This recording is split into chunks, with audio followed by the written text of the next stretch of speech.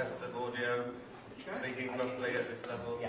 1, 2, 3, 4, 5, 6, 7, 8, 9, 10, 11, 12, 13, 14, 15, 16. You're the second person today that I've kind of like said, oh, good to meet you. Is that audio complete? Are you getting that? Yeah, it's sort of going. It's like, yeah, pulsing, yeah. Okay. It's like every time you talk, it kind of goes too low.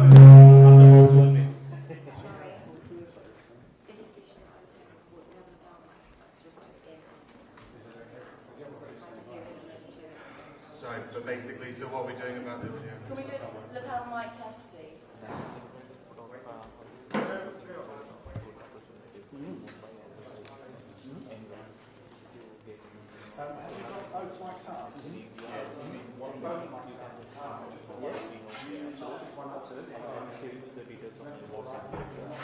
It's going to do the thing again. Look at this view. Testing, 2, 4, press conference, test, 1, 2, 3, 1, 2, 3, testing.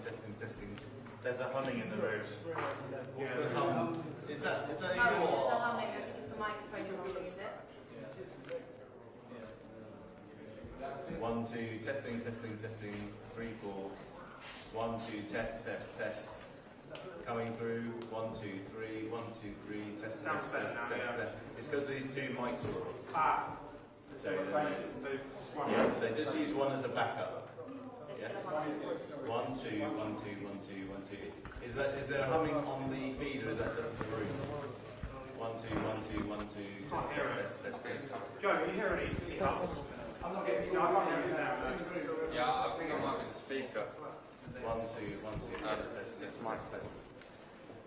A, B, C, D, E, F, G, H, I, J, K, L, M, N, O, P, Q, R, S, T, U, V, W, X, Y, Z. 1, 2. Are you sure you don't want to back up the pedal from me? 1, 2, 1, 2, 1, 2. No.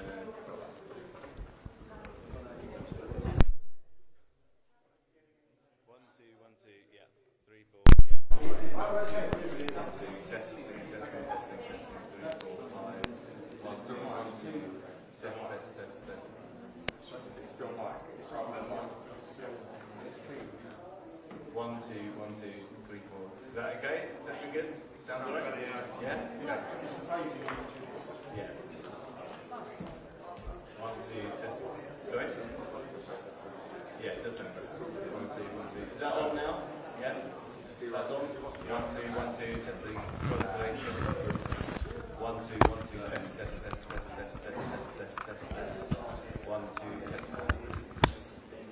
1, 2, test. 1, 2, test.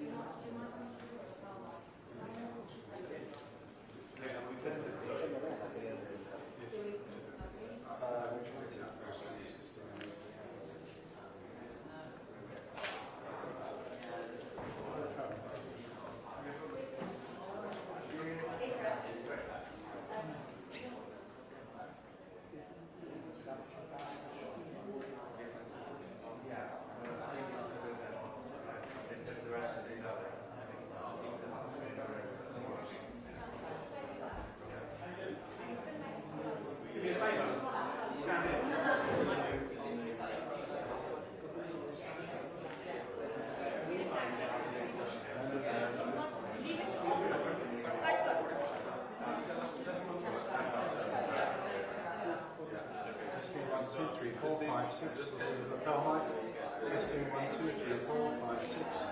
Are you getting it? Is that clear thing? Testing 1, 2, 3, 4, 5, 6, 7, 8, 9, 10. How's that sounding, guys? Has any change? 1, 2, 3, 4, 5, 6, 7, 8, 9, 10. 1, 2, 3, 4, 5, 6, 7, 8, 9, 10. Check, check. This is a sound test. Testing 1, 2, 3, 4, 5, 6. A bit more? Can you hear a hum? Is that hum? There's a hum on that. Is it because you're too close to the...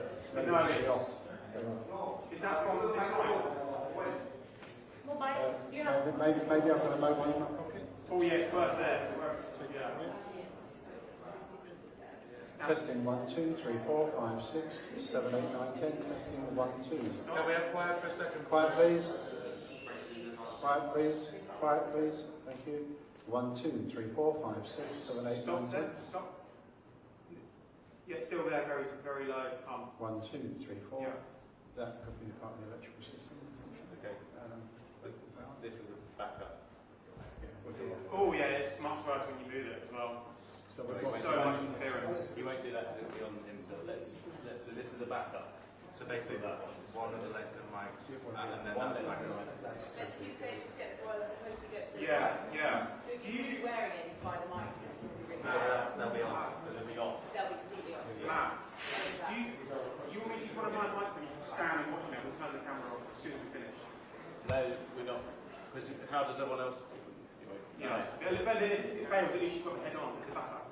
Well, we've got two backups. So we're going to use one lectern mic. Yeah. If that fails, and we've got the other, and then there's the lapel. Oh, sure. Thank you. Is everyone ready? Because we'll bring up the rest of the media shortly. Yeah. Just let cut the mics, haven't they? I can't hear anything now. Get that turned back on. I think the mics are off.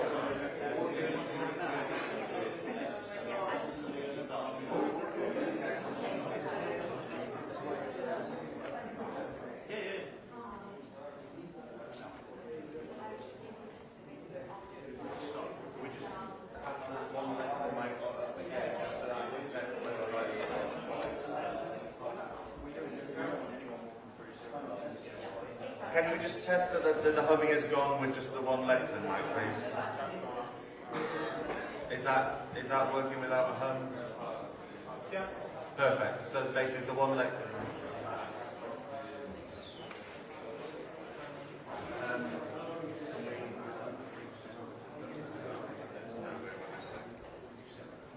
The line selector. Front row chair. Sorry, I'm watching it.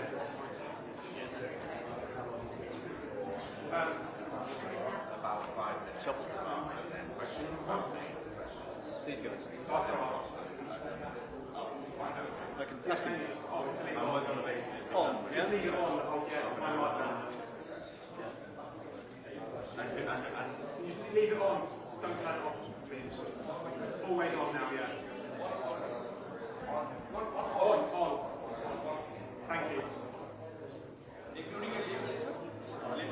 No, just that one lecture mic.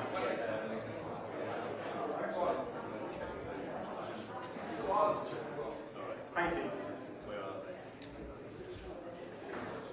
Can we just test the roving mic? Murray, do you have the roving mic? Yeah, let's just test it.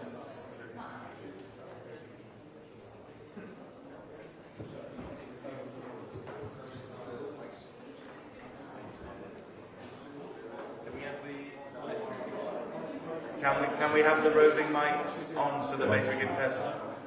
Okay. I'm asking you a question, asking you a question, asking you a question. Fine. I'm asking you a question, asking you a question, asking you a question, asking you a question. But then, Asking you a question, asking you a question, asking you a question, asking you a question, asking you a question, asking you a question, that's trigger. asking you a question.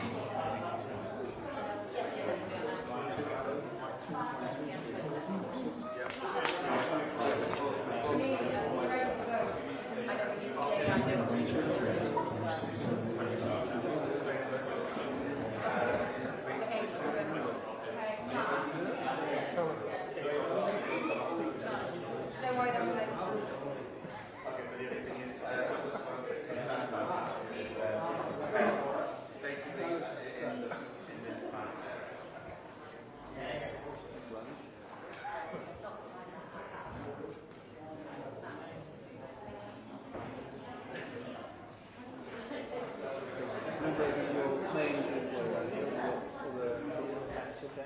okay, excuse me.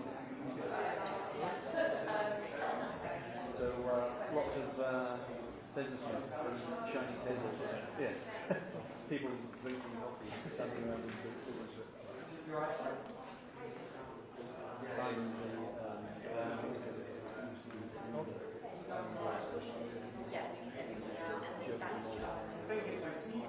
Sit down on that side. You see Highly polished table. that's fine. Go to the next We need a one. gap, yeah. Why, you think they're filling it in with... No, we would like to have a gap. Next one. The orange one is actually alright. Needs yours. Yeah, great.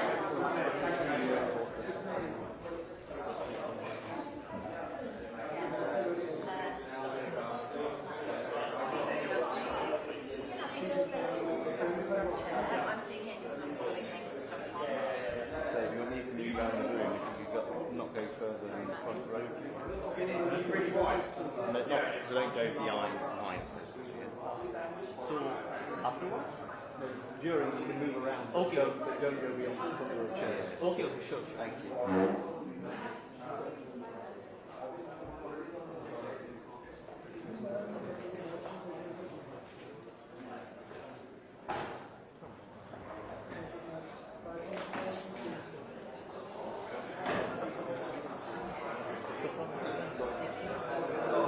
No.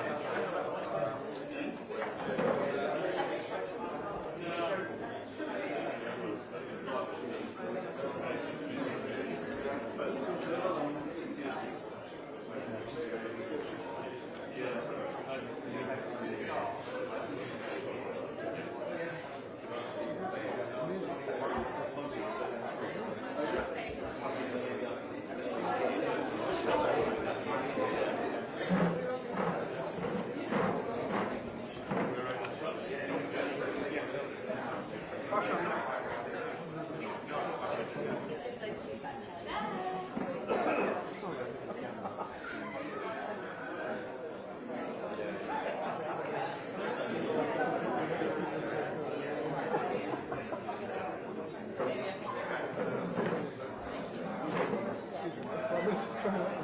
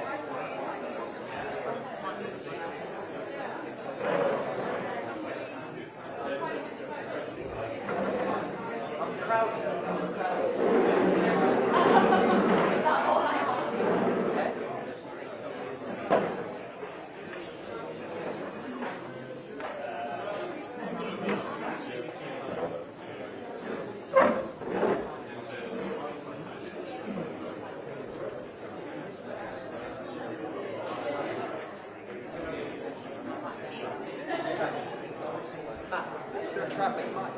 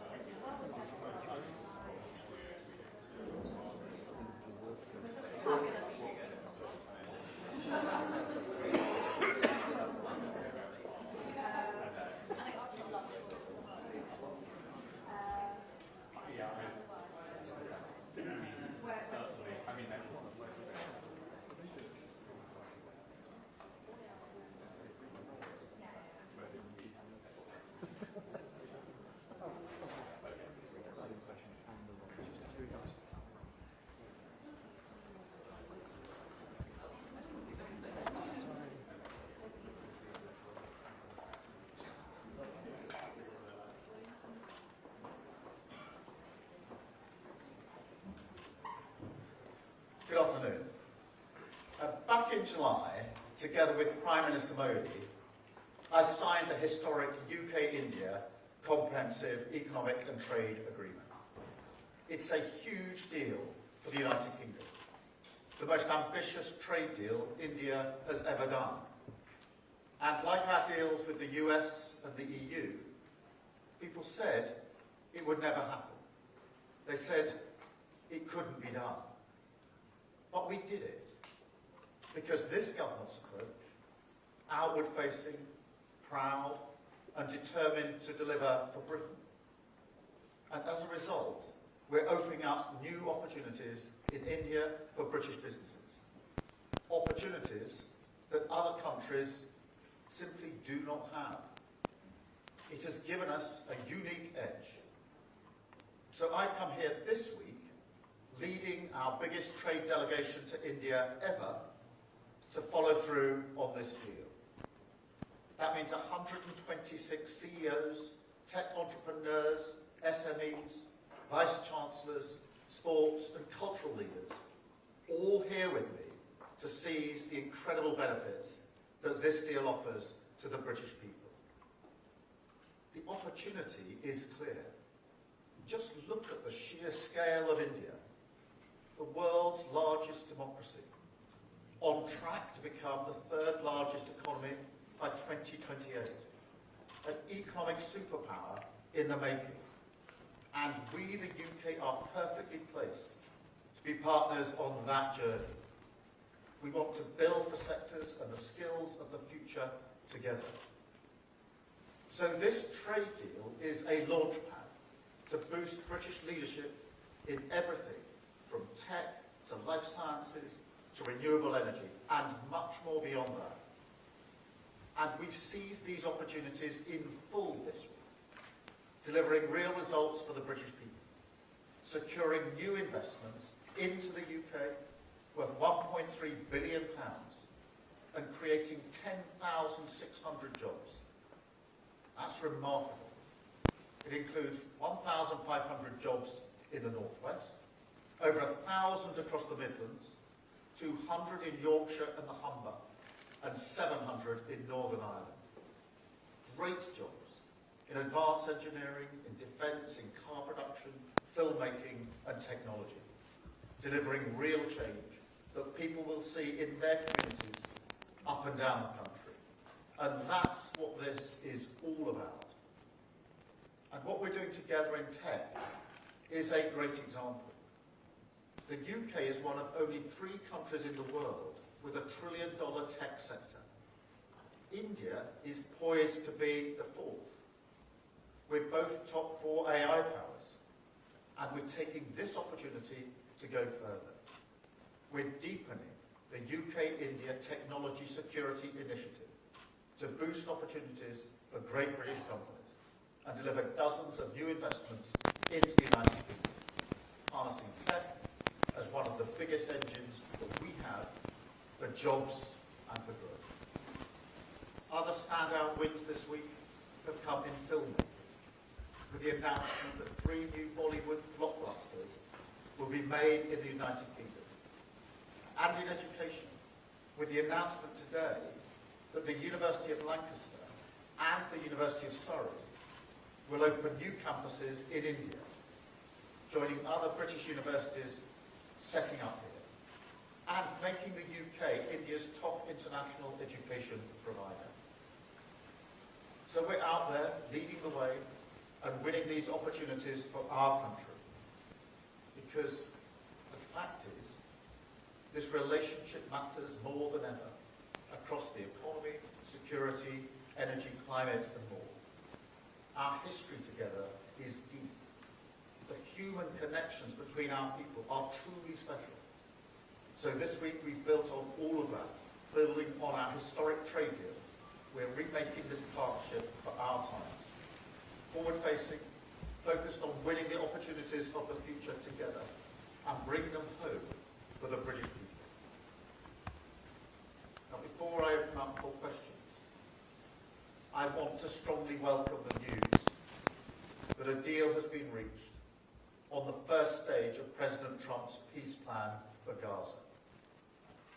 This will come as a profound relief for the hostages and their families and the civilian population in Gaza, and for the whole world. And we will now work with our partners to ensure that this deal is implemented in full and without delay. Thank you. And now I'll take a few questions. And I'm starting with Alex from the BBC.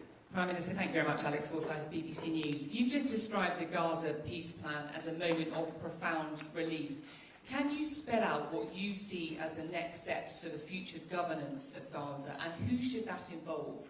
And when you discussed the war in Ukraine with Prime Minister Modi, did you raise the issue of India buying Russian oil? Well, let me start with Gaza because, as I say, I strongly welcome this deal, and I will take this opportunity to put on record my thanks to President Trump for his leadership on this, the Qataris, to Egypt and Turkey, who've done really important work in the negotiations.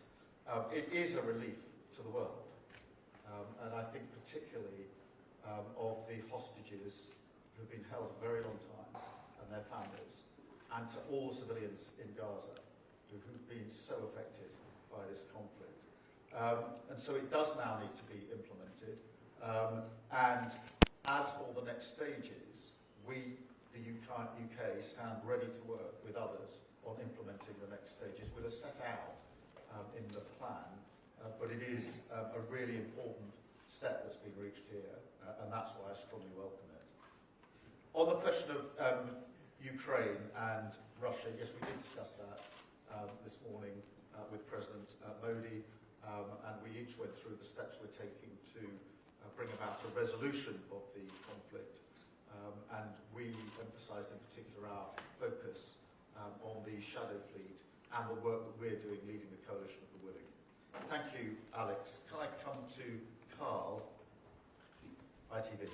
Thank you, Prime Minister. Can I push you on that just a little bit? Did you ask the Indian Prime Minister to stop buying Russian oil and stop funding Russia's war machine in Ukraine?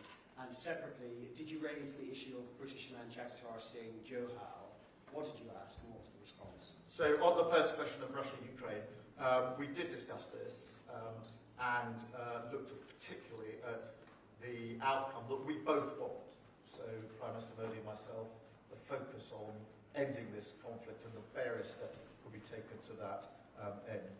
and that was a wide-ranging discussion, but we did set out the steps that we are taking in relation to energy, particularly on the Shire fleet, and the work of the Coalition of the Willing. On the consular cases, yes, we did raise the consular cases. We always raise them when we have the opportunity to do so. I should say that the Foreign Secretary is meeting the families in coming weeks, as well as raising it today. Thank you. Sam, from Sky. Sam Clay, Sky News. Prime Minister, it looks like Tony Blair's going to have quite a big role overseeing Gaza. Should we trust his instincts on that? And also, you spoke to the boss of Infosys yesterday about the successful rollout of digital ID in India. What lessons did you take away from that conversation? Well, just in relation to the situation in the Middle East, the first and most important thing to say is that the deal today is a real breakthrough. That is why it's important that we recognise that and recognise the human impact that is going to have on those that will be most affected. And that's why I've referenced, in particular, the hostages, their families, and all civilians in Gaza who have been through unimaginable horrors and grief over the last period of this conflict. Now it does need to be implemented. I'm less interested, to be perfectly frank, in discussions about personnel than I am in getting it implemented. The UK has played an important part behind the scenes in relation to these negotiations, working with the US and mediators, and we stand ready to play our part in implementing this, again, with others as we go forward. For me, what matters is the substance of what happens next, and that is what we're totally focused on. In relation to digital ID, we did discuss this yesterday, and in particular the benefits that it has brought in India. We've obviously also looked at other countries, Estonia, for example, and the speed with which it allows citizens here to access services, particularly financial services, is something that was recognised in our discussions yesterday, and actually at the FinTech discussion that we had today as well. So we're looking at those examples of how digital ID helps individuals with the processes that sometimes take too long and are too cumbersome, and makes them easier for them. Thank you very much. Can I go to Paul at Channel 4? Paul. Good afternoon, Prime Minister. In the first line of your statement this morning, and you just repeated it now, you call it, quote, President Trump's peace plan for Gaza. So, yes or no, do you now think that President Trump will be a deserved winner of the Nobel Peace Prize? Well, look, it is a very significant step forward, and it would not have happened without President Trump's leadership on this. I want to be really clear about that, and I say that from the informed position of the UK having played a part behind the scenes in this with the US and with the mediators.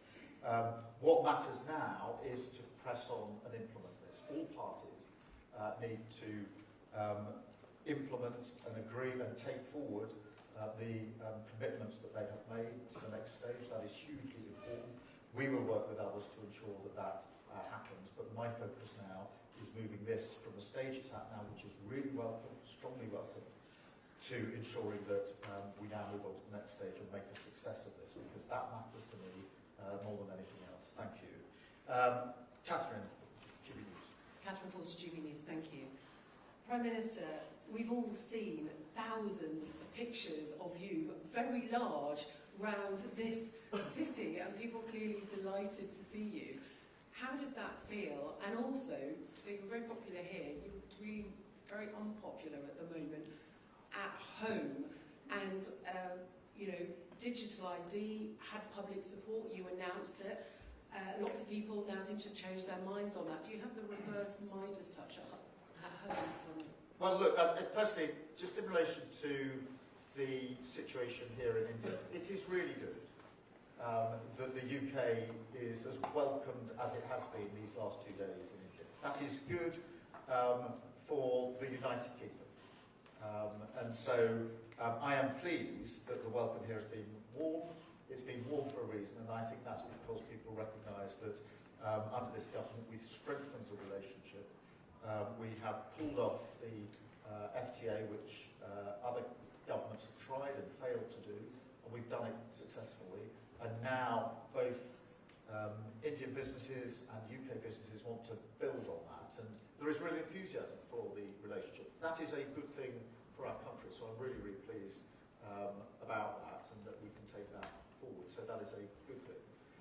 The second bit of your question, I'm sorry, I forgot. You're unpopular.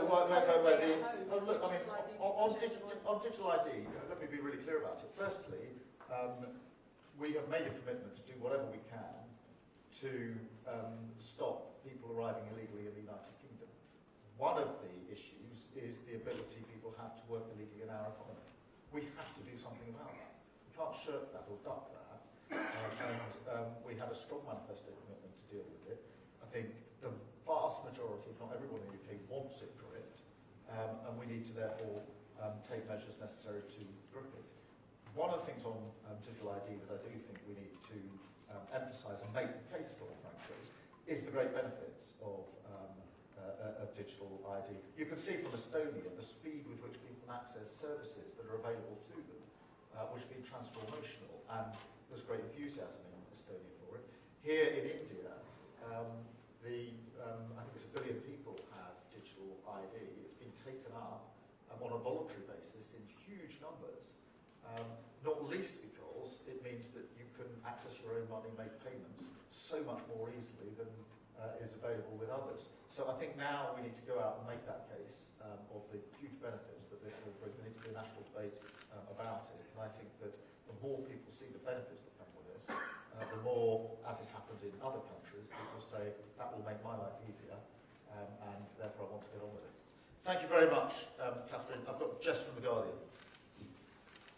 Prime Minister, thank you. You've got a huge trade delegation here, and I think the last time there was one this big was Theresa May's delegation to China in 2018. I wonder if you can tell us whether that country is next on your list next year for a big trade trip, and do you have the same hopes for that relationship as the way you've improved it here? Well, I'm really pleased that this is the biggest trade mission ever to India, and actually one of the most diverse in the sense that we've got big businesses, iconic businesses, we've got small or medium-sized businesses, but we've also got universities represented through their vice-chancellors, sports bodies, cultural bodies, filmmaking bodies, fashion industry, have all come together in this trip. And that shows the breadth of the possibility, because they've come here to take advantage of those opportunities. Yes, I want to press on with others. We've already obviously got a trade deal with the US and with the EU. In the more uncertain world of tariffs, I think it's to the advantage of the United Kingdom to lower trade barriers with other countries. In relation to China, that's not on our list for a trade deal as such, but our position is to cooperate where we can, challenge where we must, and that's been the consistent policy of the government in relation to China. Thank you very much. I've got Aubrey from the Times. Hello, Prime Minister. Aubrey Alagressi from the Times. On that theme of the challenge, I'm hoping you can clear up some of the claims around the China spy case.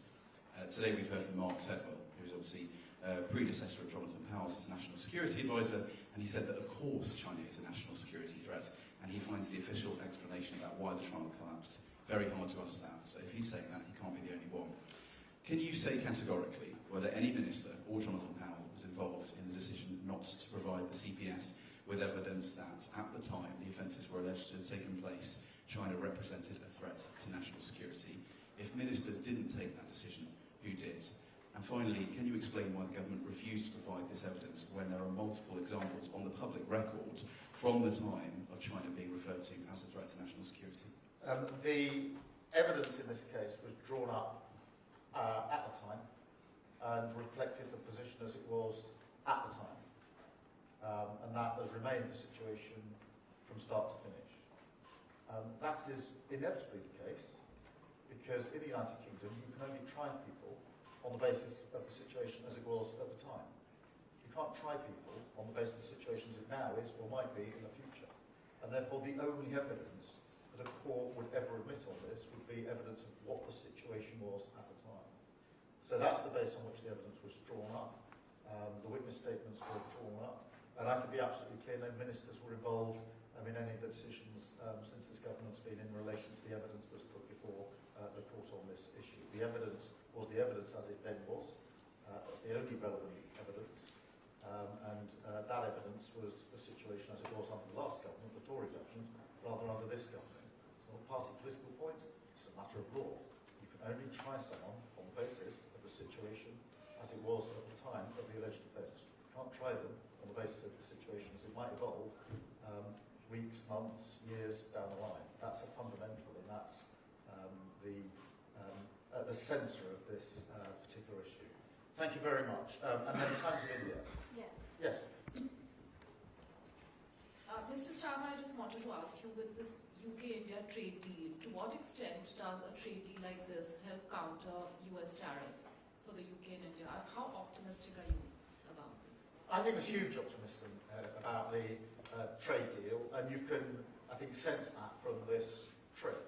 There was optimism in July in Chequers when we hosted Prime Minister Modi and we signed the deal.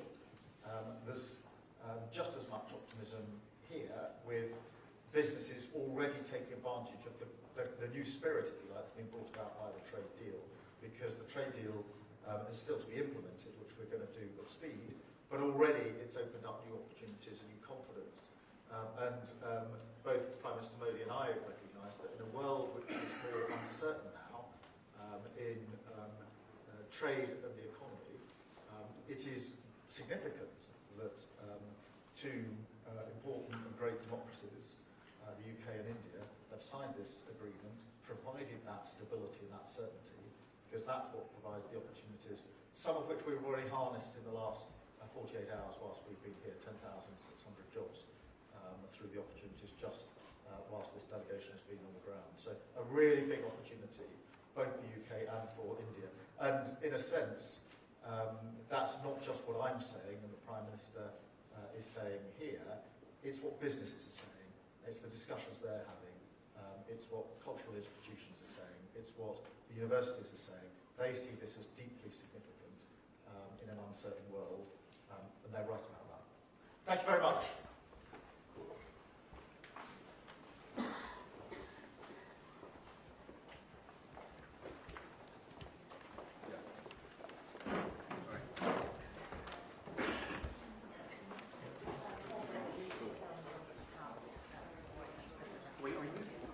No, live, straight away. Yeah.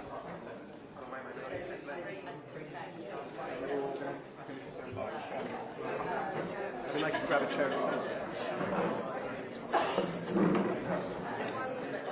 Come down.